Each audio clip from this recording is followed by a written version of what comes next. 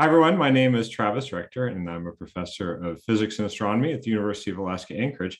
And I'm also one of the organizers for a group called Astronomers for Planet Earth. And this is the Q&A session for our webinar series. And our guest today is Dr. Oliver Elbert, who is a computational physicist working at the Allen Institute for Artificial Intelligence and also for the NOAA Geophysical Fluid Dynamics Laboratory. And his specialty is working on computer modeling of climate systems. And so this session is the Q&A session. If you have not seen his original talk and you're watching the recording of this on YouTube, I encourage you to pause this video, go to the link in the comments and watch that first.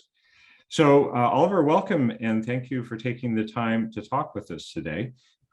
So this session is about asking you questions related to the talk that you gave. And so I wanted to start with, I think, sort of the big question that, when it comes to climate modeling, it seems like everyone wants to know about, can we trust these models? How reliable are they? And in your talk, you did a really nice job of explaining how computers, how you're able to test these models. And I wanted to start with asking you, what are the things, when it comes to modeling a climate system, what are the things that we know really well and are really confident about?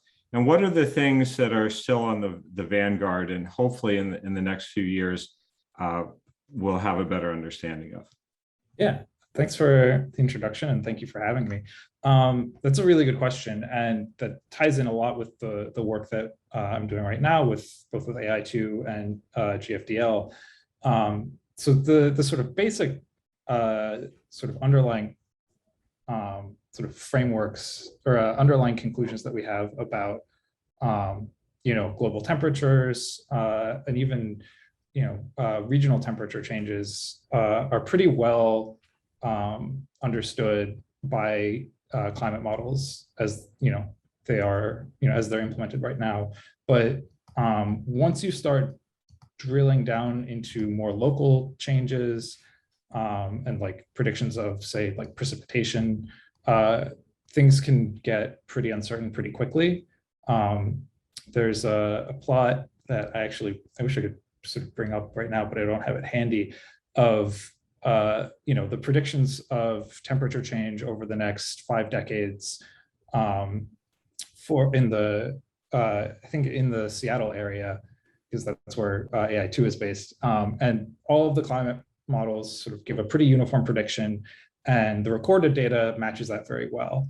But then if you do the same thing for like average rainfall, like total accumulated rainfall in a given year, every climate model diverges pretty wildly. Some showing a very large increase, some showing like a huge decrease, and so that's where things start getting pretty uncertain. And our hope is that, like with our work developing a domain-specific language, we'll be able to run the models at higher resolution, and then being able to resolve more of the physical processes in like explicitly in the code will like allow us to make more accurate and more consistent predictions. I think right now the number one thing that we're trying to chase is improved rainfall predictions. And then the other part of that is something that some of my colleagues at AI2 are working on, which is using actually machine learning emulators to replace some of the subgrid physics parameterizations in the models. So like the parts that aren't directly resolved, replacing that with some machine learned algorithms, and trying to see if those can improve predictions and also maybe improve performance, because it's a bit easier to do just some straightforward linear algebra than a lot of the more complicated algorithms in the physics models. Interesting. I remember in your talk you said that the grid sizes are getting down to the 1 kilometer scale. Mm-hmm. And I know that in astronomy we have a big concern about how the changing climate is going to affect our observatories. We're already seeing, events like rain in the Atacama Desert of Chile, where it's never happened before, increased heat waves. And so many observatories are now starting to ask, well, what does the future hold for our observing sites, and can we possibly use these models to give us insights? And it sounds like the models aren't there yet for doing predictions on that small a scale. Do you have a sense of when that might be the case?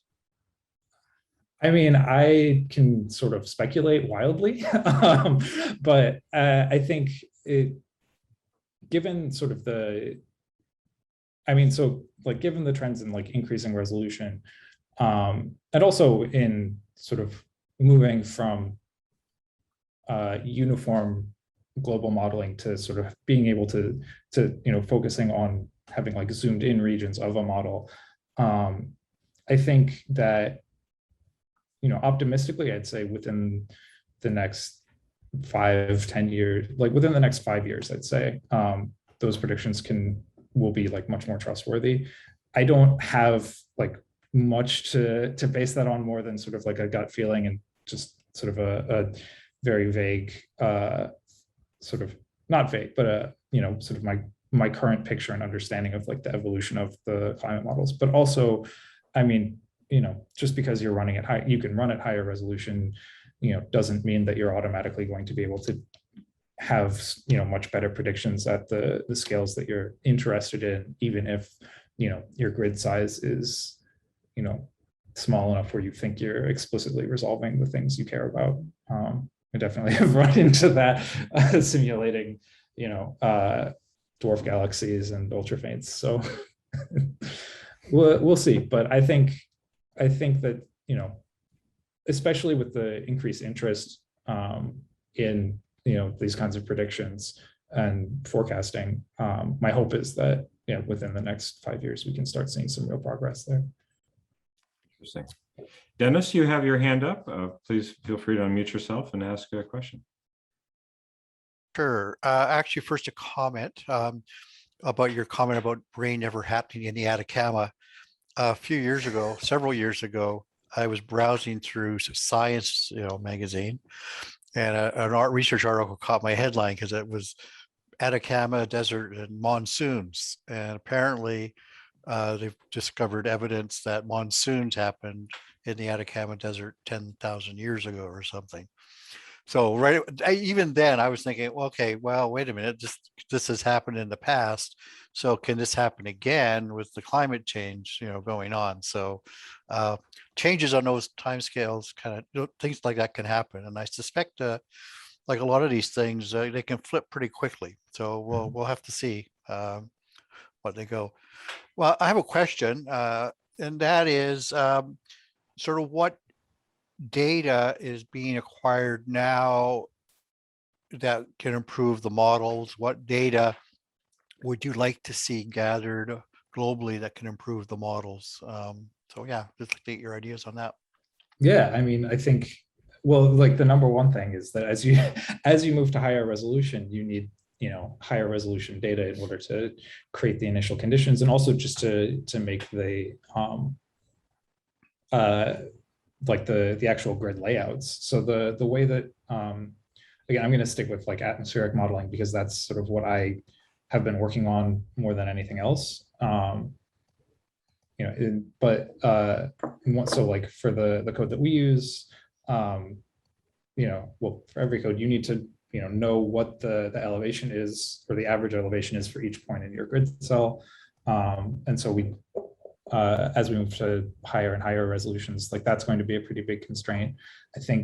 I mean, I don't know that it's going to be much that, well, I don't know, I shouldn't speculate, but, and then the other thing is that, we need some sense of, what the sort of atmospheric conditions are, at least generally, if we want to create more, if we want to be able to take advantage of these higher resolutions, because if you have fairly coarse data on cloud cover or something like that, you can interpolate to whatever your grid size is, but that's not necessarily going to be the most that wouldn't be the most useful, or like the most accurate thing to do, I should say. The sense I'm getting is that uh, the limit of the modeling may not be the computational aspect, but the actual data that is available to. I don't know if I would say that. I mean, there is a lot of there's a lot of data that is generated and that's incorporated into these initial conditions. I think especially like the satellite observations have been really helpful in that respect. But also this is like so like as somebody who mostly has been working on sort of the numerics of the models, like this is a bit outside of my area of expertise. Although I should say, actually, talking about Atacama, that's actually a very sort of interesting and tricky place because you have the Andes coming right up against the Pacific Ocean, and one thing that we found is that gets not only tricky to sort of make predictions for, but it's actually can be hard to model. And if you're not sort of careful about how you lay out some of the actual numerical parameters, you can get some pretty unphysical behavior like around that region, and then the entire like simulation run will crash. So I should say like that's a particular region of interest, and actually might be a fruitful place for that kind of the kind of collaboration between climate scientists and astronomers, assuming that isn't already happening, which I very well could be. Interesting. Backing up just a little bit, I mean, one of the things you talked about in your talk was how we can trust models because there are so many different groups working on this using many different codes and putting together, and they're all giving us consistent results on the large scale. If you look at the IPCC reports for the uninitiated, and by that I mean me, it can be pretty darn intimidating to understand what goes into these models. Could you take maybe a minute to explain what like CMIP6 is and what the different types of models are, like what is an AOGCM versus an ESM, and how do these, not in great detail, but how are these models different, and how can they work to give us consistent results? Yeah, so I can do a bit of that. So I mean, so you see, I have seen a couple of these like model intercomparison projects, which is the MIP and CMIP, and so this is kind of a way for different all of these MIPS are ways for different groups to get together and compare the results of their model, whether that's like an ocean model or an atmospheric model, and test against each other, usually with a set of initial conditions and an assumed set of parameters that everybody will replicate to the best of their ability in their model, like this kind of resolution, this kind of time scale, and I think like that is a very useful way to at least within the climate community assure everybody that that everybody is doing reasonable things. No one's really wildly out there. But I mean the acronyms are they're very dense in the climate modeling community, and sorry, I like completely spaced on what some of the other ones you had mentioned were. So a MIP is, as you said, is a model intercomparison project. So you're looking to see if different models from different groups are able to produce consistent results. Yes. Is a CMIP, like a CMIP6, is that like a meta MIP where you're like comparing MIPs to each other, or? No, so the C is for the coupled models. So this is, I mean, I guess you could consider it like a meta MIP in that it's taking all of these, separate pieces, like I mentioned in the talk, you have an ocean model, a model for the atmosphere, a model for, just the land surface and the sea ice. And different sort of, when you put those together, you can have, an ESM, which is an Earth systems model, which attempts to replicate the entire Earth. But of course, those all feed back into each other. So that's, why they're called how they're the coupled part comes into CMIP. And so when you have, it's meta in that it's trying to take a large picture of like what all of these separate like components of the Earth system are doing and how they interact. But it's still like sort of each, NOAA GFDL, where I'm embedded, has their own, ocean model. They have their own atmospheric model. And so GFDL's participation in like CMIP will be a coupled model that combines like all of the NOAA GFDL components. And then, the UK Met Office will have their own set of atmospheric model, ocean model, land surface model, biogeochemistry, and like that, they'll combine those and that'll be their contribution to CMIP. Okay, so what is the, getting back to the acronyms, what is the difference between like an AOGCM and an ESM? You said ESM is an Earth system model where all these different components are coupled. How is an AOGCM different? So I think that AOGCM is atmosphere ocean. Okay. And those I think are specifically referencing like the fluid components. Again, like this is so like looking at like the fluid motions of the atmosphere and the ocean. So I don't think those include the land surface or like the biogeochemical processes in them. Again, like this is me getting a little bit out of my speech. Okay. But that's my understanding of it. Yeah. So I think you still know a lot more than we do, so it's very helpful. Okay. Okay, so Adrian, you have your hand up. Please feel free to go ahead. Thanks. So you mentioned earlier, the phenomena that occur on a scale below the grid size. You've got to have some way to deal with those. And I think you were saying that, and I wondered about that because, it's familiar from astronomical simulations, those kinds of issues. And, if everybody's using the same, same like ways of dealing with them, and yet they're uncertain, that can kind of make everybody look more similar than maybe they, really should be or are. And I think you mentioned that now there's, work to use machine learning to try to figure out what to use. And so, but then machine learning needs data. Yep. So can you comment on like what on that a little bit more, like what data those machine learning things are using, if you know? Yeah, so there's actually there are a lot of different ways you can go about it actually. And I should say, so it's not just, us at AI2 who are working on this. I know Mike Pritchard at UC Irvine has been doing, like his research group has been doing a lot of really cool stuff in this area.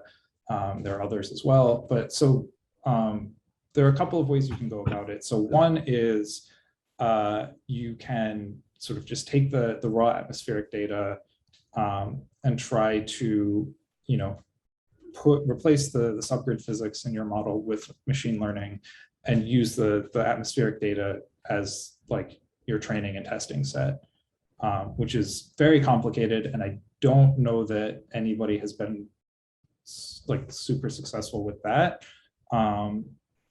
What has been working a bit better has been taking the subgrid parameterizations that are, so taking a full simulation code, like the FE3 GFS model that we've been working on, and using outputs from this, like running the simulation in a bunch of different climate configurations, and then using the outputs from that as the training and testing data for this subgrid physics code, which has also been a little tricky.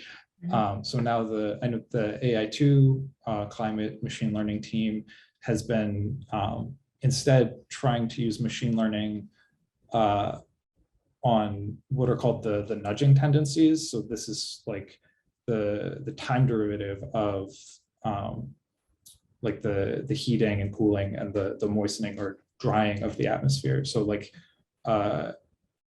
in these in these longer simulation runs, you can basically have data that essentially, if the atmosphere is getting too dry, instead of just saying, okay, we're just going to correct the humidity to be whatever it ought to be, we'll change the how the direction of change in the humidity. So now we'll tell the model to start moistening. And so we've been doing some experiments like with using nudging data for machine learning. And that's been a lot more successful so far. But I mean, people are also trying to use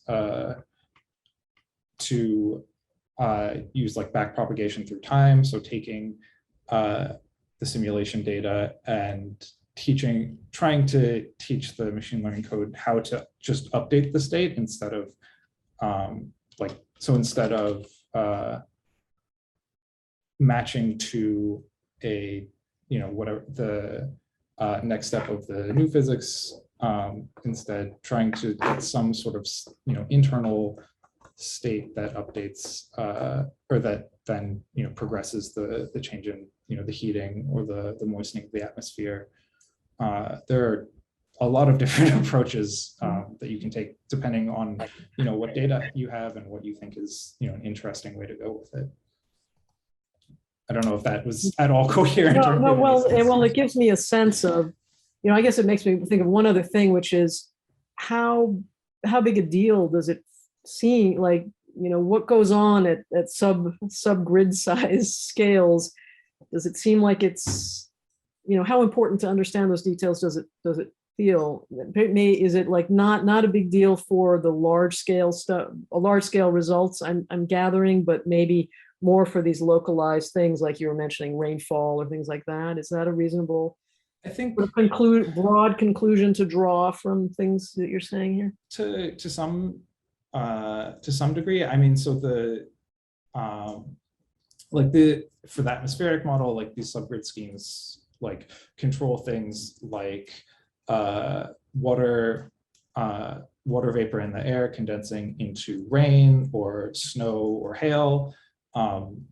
So if you want a weather forecast, you definitely want to have that nailed. But they also can also the radiation scheme I was mentioning a little bit earlier before we started recording, like that's one of them as well. And so even for the long-term climatological changes, you also definitely need to be getting the radiation correct. Otherwise you won't have the right balance of incoming to outgoing energy just in the Earth proper.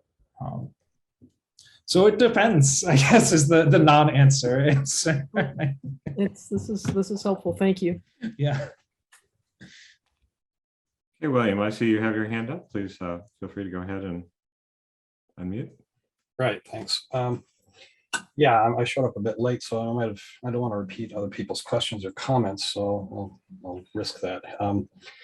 Following on that discussion, how can you trust the different models? I mean, they compare well to each other, but as you mentioned in your talk, they can also predict the actual atmosphere, what's actually happening, so you're comparing with actual measurements.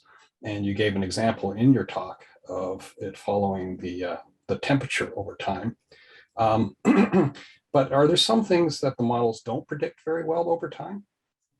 Yeah, so that's I think a lot of the finer grain details, like local rainfall, that kind of thing. So if you want to say like as I'm living in New Jersey right now, we've had a bunch of we just had a hurricane come through, and we've had actually a couple of bouts of tornadoes which is something that never happened when I was growing up here.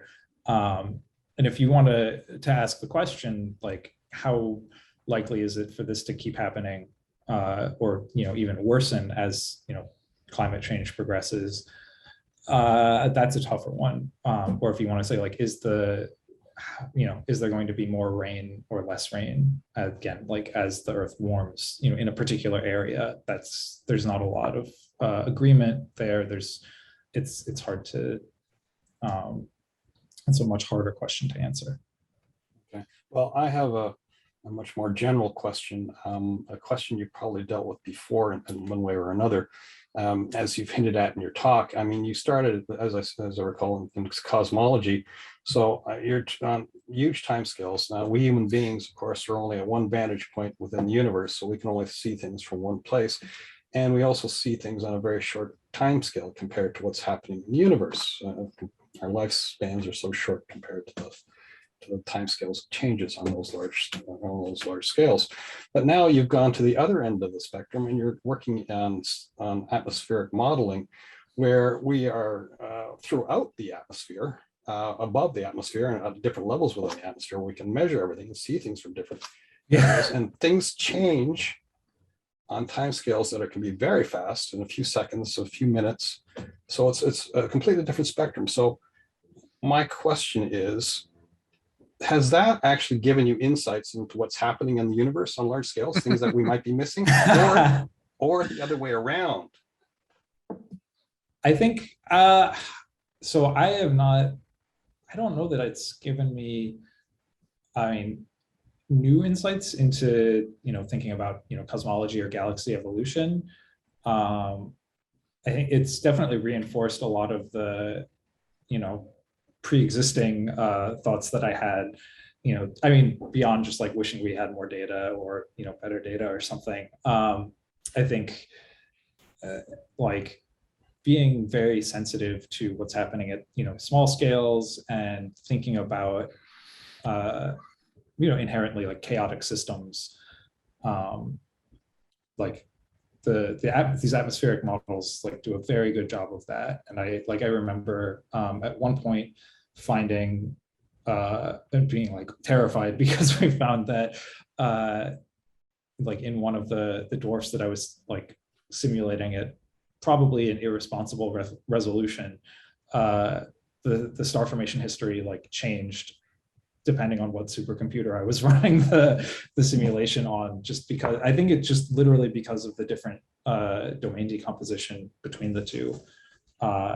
So I think like that sensitivity has been to small changes and in chaotic systems has definitely been reinforced from this. I think going the other direction, I don't know. It's like, you're right to say that it's a very different sort of domain, just like thinking about things that happen over the course of giga years versus, even something that's going to happen that, is happening over the course of decades. But also just because I think, the main principle that I still take from cosmology is like, you can't really assume that we're special or we're living in a particularly unique time, like cosmologically, and that like as a sort of zeroth order assumption that serves you very well.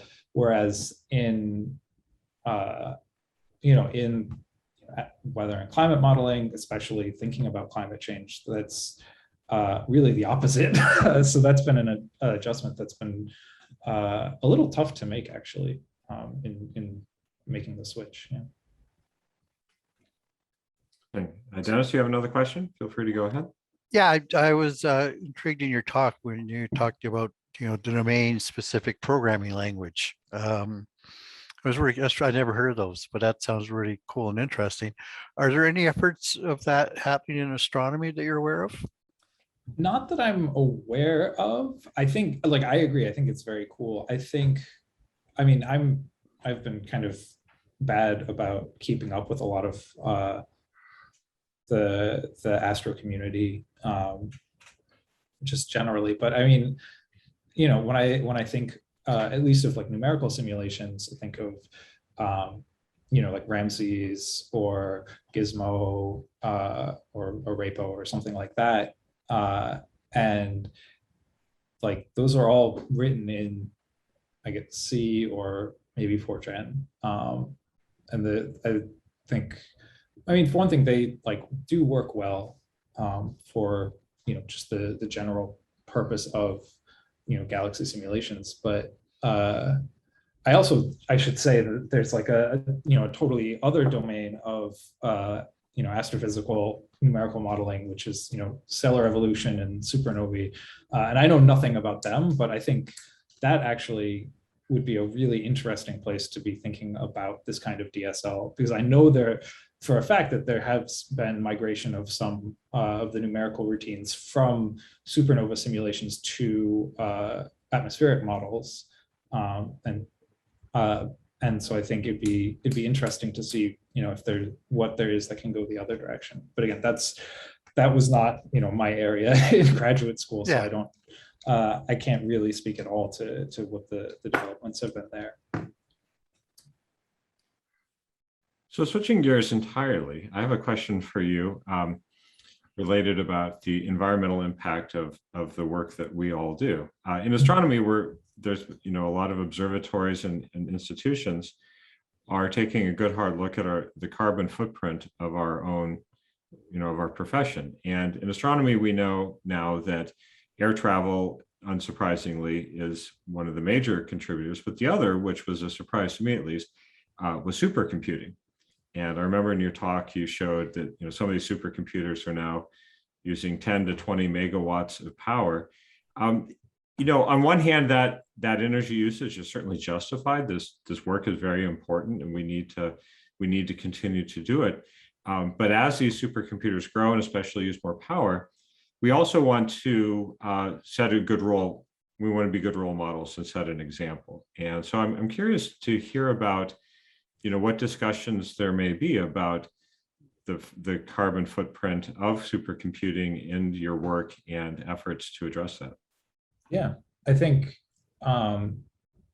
that's a really great question, and it's something that I've actually kind of struggled with myself over the course of my career. I remember getting into some very serious late night discussions, in both as an undergrad and in grad school, talking about how responsible is it to spend all of this energy running these simulations, and I do think it is. I don't think it's unjustifiable. I do think that it is a good thing to increase scientific knowledge, but I think within the communities that I'm a part of, there is an increasing interest in this. I know that there's been talk at some supercomputing centers about shifting to renewable energy sources, but it's challenging because they do consume a large amount of power, and they're also tied to the same grid that we all live on for the most part, and I think like it's difficult to sort of see a lot of these centers moving on their own separately from society at large. And so I think this is maybe my personal bias, but I think that really anything that you can do within your own sort of sphere of influence is good, but a lot of this just comes down to large systemic changes that need to be made. I will say though that as a somewhat shameless plug, the work that we've been doing on the domain-specific language, part of the thinking about it is that if you can reduce if you can improve efficiency and reduce runtimes for some of these simulations, then maybe that will reduce the amount of power used to do these analyses. And also, I think just there's a lot of growing hardware specialization just in general in supercomputing now, with different places adopting, GPU accelerators, or talks about TPUs, tensor processing units, for specifically for neural network type development, and having maybe this is more of a selfish plug than anything, but like having a code that can take advantage of those and run efficiently on them, and really utilize all that specialization, I think is it's not harmful, at least. Well, I mean, we need to be clear, of course, that the carbon footprint of these computations is minuscule compared to things like Bitcoin or online gaming or cloud Right. storage, or so. William amusingly put in the comments, do climate models include the heating contribution from climate modeling itself? I don't think we're at that point. I don't think we're one of the primary contributors, but I'm just curious because not yet. well, we'll see, if we start getting up into the gigawatt, Large enough ensemble sizes. GPU ensembles, maybe that'll be the case. William, you had another question or comment? Yeah, since we're on that subject, and I guess it's sort of following from Dennis's question. I mean, in your talk, you mentioned CPUs and GPUs, and now, oh yeah, that's right. You also mentioned TPUs, and I did look those up because I mean, I've heard of those before, except for the TPUs. That's a new one on me. I wanted to understand them a little bit better, so I looked them up. But maybe you should explain to us what those are and what are the advantages and disadvantages, and how they might be useful in astronomy. Yeah, I mean, so a CPU is your standard computer chip, right? Works the way that most people. The way that, I guess I shouldn't say the way most people think a computer works, because that's not at all a useful statement. I have no idea how most people think computers work, but I mean, you can take, you can run multiple, you can, what am I saying? So you can, run, a set of like fairly complex commands. The CPU will do sort of one thing at a time, but it can go through, fairly complicated logic with, if, else, for loops, while loops, your sort of standard computing paradigm. And then, like for the way supercomputers work is, you just parallelize by having tons of CPUs, and each CPU is sort of doing its own thing, and they communicate at, set points when they need to. A GPU is, graphics processing unit. It's what you have in your gaming PC or PlayStation that handles the most of the video. And kind of the simplified way that I think about them is that like a CPU can do like one thing at a time, but that can be like a complicated thing. Whereas a GPU is best at doing a simple thing like in parallel within the GPU itself. So it can take a lot of if you have the same operation that you need to do across a big data array, I think then a GPU is well optimized for that problem. TPUs, they're optimized for the kinds of linear algebra that you do in in neural networks. Like the T is for tensors, they're tensor processing units. I mean there are other times the kinds of chips that are being used as accelerators as well, like FPGAs, which are field programmable gate arrays, where you can actually program the internal logic of the chip itself as part of your code, which is, I think, really cool. I've messed around with them like a little bit, but not a ton. And I have not really thought very hard about using them for supercomputing, but it's something that people are interested in. Dennis, you had another question? Yeah, just to go back to the computing issue and the energy use. I mean, in Canada, in BC where I am, most of the energy is hydroelectric. So the idea that you can maybe try locating these supercomputers in regions where it is using more renewable energy than others. mean, that probably could be said about any energy intensive industry, electrical energy intensive. But yeah, just a thought. I mean, better ways to get everybody to go to renewables, of course. Yeah, I mean, and I think that is a good point. And I think if that were like a strong consideration, like that would be great. I would welcome that for sure. Yeah, but I have concerns about hydroelectric, not only because it's not as green as people used to think it was, but also because climate change is going to change the course of rivers, and it could affect the hydroelectric itself. So yeah, it may some not other be kind as of it maybe not be as a stable a source of power as we think it is. yeah, it might not be. Yeah. Adrian, you want to go ahead?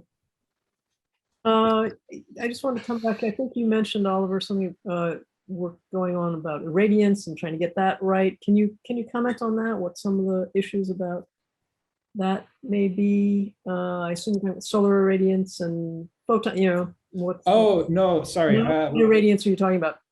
I think in the context of like the climate models, I would think I was just meant like, you know, if you don't have if you're like, I mean, if your radiation scheme is, you know, if there's some error there, then, you know, you might be, then you could potentially like, you know, let in too much shortwave radiation, which will overheat the Earth, or let out too much long wave radiation, which would cool the Earth too much, or, you know, vice versa. Right. That was just what I meant, which is like, you know, it's a thing that you have to be, assuming that's what you were. Sure. I mean, that's obviously that's definitely a piece of it. So is that, yeah, just, I was just curious about since you'd mentioned it, comments on sort of where that stands and people's level of comfort with handling. I mean, I think it's, works pretty well at the moment. The challenge really is finding a way to do it efficiently, like computationally, efficiently. But, you know, we understand pretty well the, you know, relevant absorption bands for the molecules that make up the atmosphere. Actually, a lot of the sort of question in the modeling, you know, is, you know, how will that makeup change over the course of, you know, the coming decades, right? Like and so the different, one of the things that makes the different sort of projections from these IPCC reports is, you know, literally just changing the tables that say like how much CO2 is in the atmosphere versus, you know, for one, you know, set of ensembles versus another set. And presumably also some of the bigger, you know, shorter lived, but more things that have bigger impacts on shorter timescales. Yeah, absolutely. Like methane or hydrofluorocarbons or something like that. Right. Yes, that's absolutely correct. Yeah. So is it fair to say that just human behavior is the biggest unknown parameter in this modeling? I mean, is that the dominant source of uncertainty? I guess that depends how optimistic you're feeling. If you're feeling very optimistic, then yeah, it's the biggest unknown. If you're extremely pessimistic, you might say, actually, it's not very unknown what human behavior will be. But yeah, no, that in all seriousness, yeah, that is, you know, it's the main driver of, I mean, it's what got us into this position. It's, you know, what we have, it's how we have to get out, whether that be through like some combination of whatever the combination of, you know, emission reduction, direct air capture, if that is ever, you know, more than science fiction, or whatever geoengineering ends up happening in the future, like that's what's going to determine the path we take. Absolutely. So geoengineering means planting trees. That's one of the ways to do it. That's probably the better way to go about it. So on a global scale, I'm really amazed by, you know, how well the models agree in terms of, you know, what we're expecting in terms of temperature change, etc.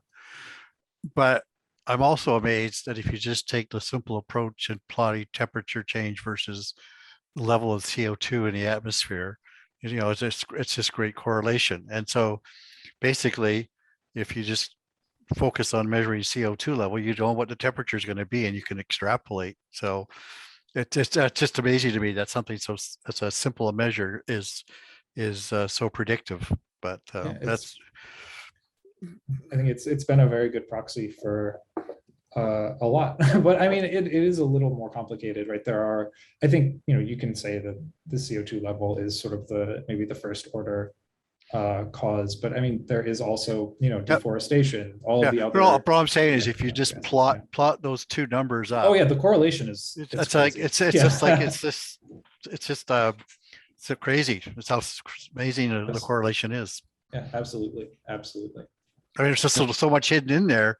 But on the other hand, if you just take that raw number, it's Yeah. like, But then there are the tipping points as well. When the temperature goes high enough, the big more methane released and so on. Yeah, those, of course. That's what keeps me up at night more than anything else, I think. Yeah, is, I agree. Yeah, is when we get into those kinds of phase changes. Adrian, go ahead. Could you comment more on that? What Oh, I mean, if you want, sure. Yeah. Well, I remember like there, it's really interesting going, like, as somebody who's not sort of, trained in climate science, going to, colloquia or seminars at, weather and climate institution where, people talk about what, there might be a talk about how, measuring the glacial retreat is actually much worse than we've, our measurements would sort of indicate to us, because like we've actually only just caught sort of the beginning of what seems to be an exponential process, or how it's, or people talking somewhat academically about how it's possible that eventually cloud nucleation will just become significantly less efficient once we cross a certain threshold. And at that point, the Earth's albedo changes dramatically. And now we actually are reflecting much less of that shortwave radiation from the sun. And then, global warming continues even faster. Like that, those are the kind of things that, I was more referencing. But yeah, it's hearing somebody like sort of give a presentation about it, like they might talk about different measurements of, when the epoch of reionization ended locally, is a bit disturbing. But I guess, when that's sort of your life, you kind of have to abstract it a little bit, or else things can feel just entirely too bleak. So there's an old joke about a bunch of physicists in a car that's driving towards a wall at 100 miles an hour, and everyone inside the car has their calculators trying to determine the time of impact. I mean, of course, we as academics are often accused of being, sort of detached often from the work that we do. I'm curious, especially amongst climate scientists. I mean, what kind of discussions are people having about what this all means? And Travis, what's the punchline though? What's the punchline? What's the punchline? You got to wait till the impact, I guess. But I'm just curious. I mean, certainly with like organizations like Science Rebellion, where you see scientists who are transitioning from maybe looking at these problems from, just sort of a detached, dispassionate perspective to saying, holy bleep, this is a, serious problem. I'm just curious. I don't have a particular question here, so I'm curious. Yeah. I guess what kind of conversations are coming out of that to, I'll let you go with that. Yeah, no. That's totally fair. And I guess I should say, like, I was being a bit facetious talking about, people being coldly detached when reporting on like what seems like really awful, research that they found. I think there is like some level of that, but I think my suspicion is that is sort of because what else can you do when you're confronted with something like, as threatening as, if not like abstracted. But I mean, there is actually, a fair bit of discussion, and, there's a lot of concern. I think it's been a little interesting for me personally, I'm embedded in a NOAA lab as part of my work with AI2. That's hence the GFDL affiliation. But I only was there for about 6 months before the pandemic forced everybody to go remote. But I think it's also NOAA in particular has a slightly sensitive position just because it's as part of the federal government, and especially in the previous administration, people had to be a bit careful with how they were talking about climate change and global warming. And we've continued to be fully remote since then. So I guess I don't really know what sort of normal times look like in some respects, but I think, there is a lot of concern. There's a lot of frustration, I think. And part of that is, understandable. It's all entirely understandable, I should say, but it's also, part of that comes from, seeing nothing happen, and part of it also comes from not really it's not always clear what the best sort of kind of advocacy you can do is, if you want to push forward. And, as somebody who is, you're trying to maintain, some, your perception of, objectivity, and say look, these are the facts. This is what's happening. This is why. This is what we have to do, in order to mitigate it. There is some pressure to not seem, I guess, I don't want to say hysterical, but to seem, overly, or to seem, I don't know, political is not a good word either, but you know what I mean. There's, you need to sort of show that, this is sort of the detached clinical science that's saying this, even if what the science is saying is, it's a 5-alarm fire. You're trying to show that you haven't lost your objectivity by being too emotional. Yeah, exactly. That's, precisely. And that's a delicate balance to strike. Interesting. Well, we're coming up on the hour, and if maybe we have time for one more question, if anyone has one. If not, I think we will wrap it up with that. Thank you so much, Oliver. This has really been fantastic. I've really enjoyed talking with you again about this. And thank you. I really enjoyed it. It's been great. And we hope to stay in touch with you. Thank you all for everyone for coming today. Thanks, And thanks, Oliver.